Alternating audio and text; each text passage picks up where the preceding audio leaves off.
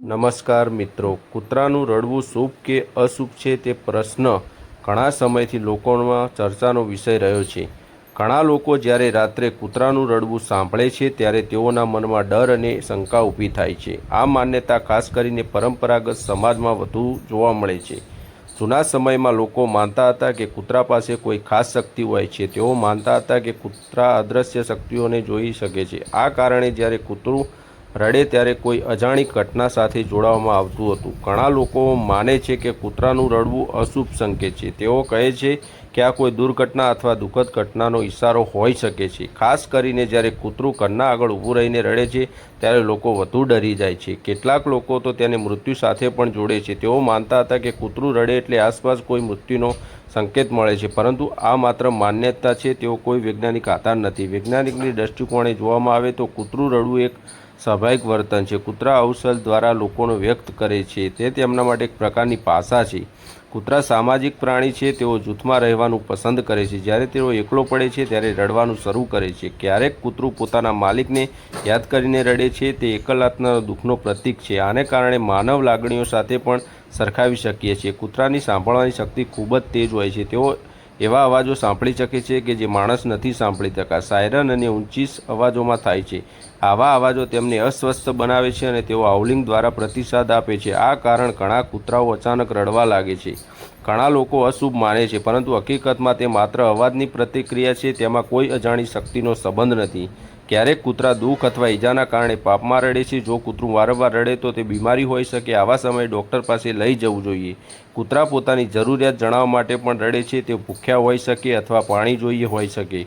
ઘણા વખત કૂતરા ધ્યાન ખેંચવા માટે પણ રડે છે. તે પોતાના માલિકનું ધ્યાન મેળવવા માગે છે. આ એક સામાન્ય વર્તન છે. કેટલાક લોકો માને છે કે કૂતરાનું રડવું શુભ છે. તેઓ માને છે કે નકારાત્મક ઉર્જાને દૂર કરે છે, પરંતુ આ માન્યતા માટે કોઈ પુરાવો નથી. ધાર્મિક દૃષ્ટિકોણની પણ વિવિધ માન્યતાઓ છે. કેટલાક ગ્રંથોમાં કૂતરાઓને ખાસ ધ્યાન આપવામાં આવ્યું છે, પરંતુ ક્યારેક સ્પષ્ટ રીતે અશુભ નથી કહેવાતું. આજના સમયમાં લોકો વધુ વૈજ્ઞાનિક બની રહ્યા છે. તેઓ અંધશ્રદ્ધામાં તક પર વિશ્વાસ રાખે છે. આ એક સકારાત્મક પરિવર્તન છે. કૂતરાનું રડવું એક કમ્યુનિકેશન સિસ્ટમ છે. તે તેમની ભાષા છે. તે દ્વારા તેઓ સંદેશા આપે છે. જ્યારે એક કૂતરું રડે છે ત્યારે બીજા કૂતરાઓ પણ પ્રતિસાદ આપે છે. આ રીતે તેઓ એકબીજા સાથે જોડાયેલા રહે છે. આ એક કુદરતી પ્રક્રિયા છે. કુદરત ખૂબ જ સંવેદનશીલ હોય છે. તેઓ આસપાસના વાતાવરણમાં ફેરફારને ઝડપથી ઓળખે છે. આ બદલાવ તેમને અસ્વસ્થ બનાવે છે. નવી જગ્યા, નવા લોકો અથવા નવા નજારાઓ તેમને અસર કરે છે. આ પરિસ્થિતિમાં તેઓ રડવા લાગે છે. આ એક એડજસ્ટમેન્ટ પ્રોસેસ છે. કૂતરાનું રડવું ક્યારેક ખુશીનું પ્રતીક પણ હોઈ શકે છે.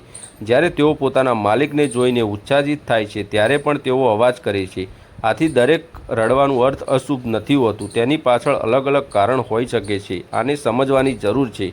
ઘણા લોકો અજ્ઞાનતાના કારણે ડરી જાય છે. તેઓ હકીકત જાણ્યા વગર માન્યતાઓ પર વિશ્વાસ કરે છે. આવો એક અભિગમ બદલવાની જરૂર છે. વિજ્ઞાન આપણને સાચી સમજ આપે છે કે તે આપણને તથ્ય અને કલ્પના વચ્ચે ફરક સમજાવે છે. આથી આપણે સાચો નિર્ણય લઈ શકીએ છીએ. કૂતરાનું રડવું ન શુભ કે ન અશુભ તો માત્ર એક નેચરલ બિહેવિયર છે. તેને સમજદારીથી લેવું જોઈએ. જ્યારે કૂતરું રડે ત્યારે ડરવાની જરૂર નથી. તેના કારણે સમજવાનો પ્રયત્ન કરવાનો જોઈએ. તેના વર્તનને ધ્યાનથી જોવું જોઈએ. જો જરૂરી હોય તો પશુ ચિકિત્સક સલાહ લેવી જોઈએ. જો કૂતરાની તબિયત વિશે વધુ સારી રીતે સમજાવી શકાય. આ એક જવાબદાર અભિગમ છે. અંતમાં, કૂતરાનું રડવું માત્ર એક પ્રાકૃતિક ઘટના છે. તેને અંધશ્રદ્ધા સાથે જોડવાની જરૂર નથી. અમે વૈજ્ઞાનિક દૃષ્ટિકોણ અપનાવવો જોઈએ. આ રીતે આપણે ભય અને ગેરસમજમાંથી મુક્ત થઈ શકીએ છીએ અને સાચી માહિતીને આધારે વિચાર કરી શકીએ છીએ. આજના સમયમાં આ ખૂબ જરૂરી છે. ધન્યવાદ મિત્રો. જય માતાજી. વિડીયો ગમ્યો હોય તો લાઈક, શેર અને સબસ્ક્રાઈબ કરી દેજો. જય માતાજી.